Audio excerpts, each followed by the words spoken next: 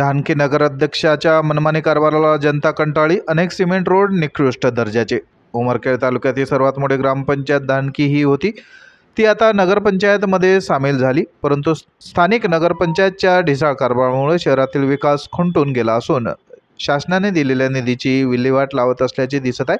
ढानकी शहरात नुकतेच सिमेंट रोडचे काम चालू असून ते अतिशय निकृष्ट दर्जाचे होत आहे. त्यामध्ये वाळू नसून गिट्टीच्या चुरीचा वापर करत असल्याचे दिसत आहे आणि भर पावसात सिमेंट रोडचे काम चालू असल्यामुळे 2 महिन्याच्या आत त्या रस्त्याचा बोजवारा झाल्याशिवाय राहणार नाही.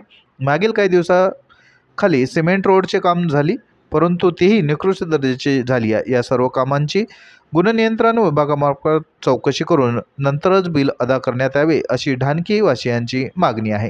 तेव्हा यवतमाळ जिल्ह्याचे जिल्हाधिकारी यांनी सदर कामात चौकशी करावी अशी जनतेची मागणी आहे.